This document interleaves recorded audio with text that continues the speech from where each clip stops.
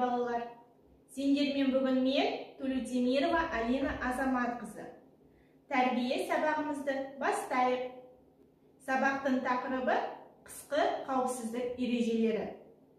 Сабақта сен қыс мезгілінде үйде, көшеде, табиғатта қауіпсіздік ережесін сақтай білу жөніндегі біліміңді бекітесің.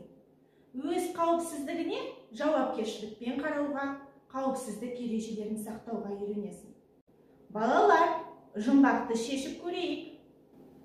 Шанамен зырлап желетін, шаңғы коньки тебетін, аққала жасап ойнайтын қай мезгілде ойлайсың?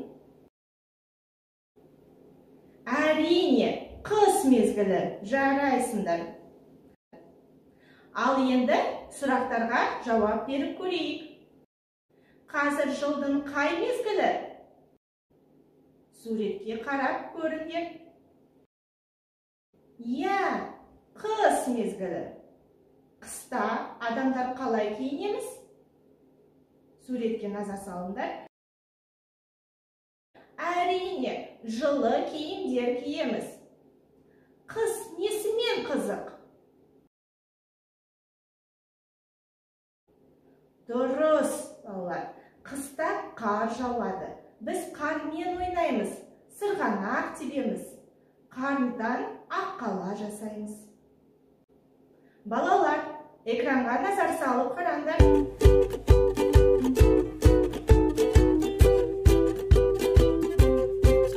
Сәлем, менің атым Жайық. Бұл менің інім Мұрат. Қыс келді, қар жауды. Келесі күні күн шықты. Содан кейін ол өте суық болды. Көшеде тайғақ болды. Анам бізді ағаммен бірге көшеге алып шықты. Біз көк тайғақта көптеген адамдардың құлап жатқанын көрдік. Біз құлаған жоқпыз, өйткені біз дайындалдық. Ал анам кеңес бере алады. Табаны микрокеуекті сырғып кетпейтін аяқ киімді ал. Аяқтың астына қараңыз. Қауіпті жерлерді айналып өтуге тырыс. Егер мұзды айналып өту мүмкін болмаса, онда шаңғышы сияқты кішкене сырғымалы қадамдармен жүр. Жолдардың жүру бөлігінде өте сақ бол. Асықпа, әсіресе жүгірме.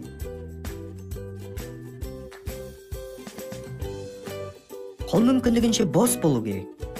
Қолды қалтаға салма, ол құлаудан сақтайды. Ауыр сөмкелерді артыңа асып ал.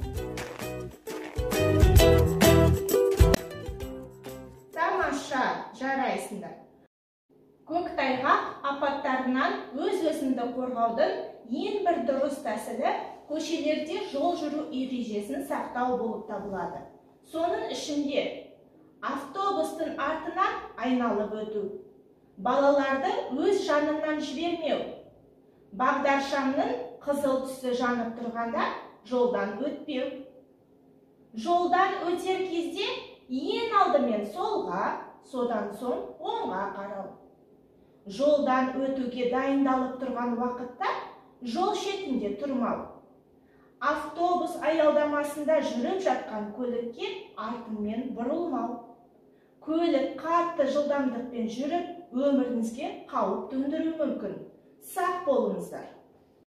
Жұқа қатпаған мұзда жүрмеңіз. Мұз үстінде жалғыз шықпаңыз. Мұздың қалыңдығын аяқпен тексермеңіз. Қауіпті кезде ұқыпты абай болыңыз. Қар астында жұқа мұз болуы мүмкін. Абай болыңыздар. Құтқару кезінде тезірек, тиянақты абай болыңыздар. Мұзда өзін-өзі ұстау қағидаларына тоқталайық, балалар. Мұзда өзін-өзі ұстау қағидасы. Мұздың үстімен топтасып жүргенде бір-бірінен 5-6 метр алшақ жүрген жөн. Бірінші жаяу жүргенге бейімдеп, құтқарған заттарды кигізіп, мысалы құтқару кеудешесі, ең жеңіл адамды жіберу керек. Тыйым салынған жерлерден су қоймаларындағы мұздан өтуге болмайды. Мұзды аяғыңызбен жармаңыз. Мұздағы тесіктерге, жарықтарға, ойықтарға жақын келмеңіз. Мұздың бөлек-бөлігінде топталып тұрма.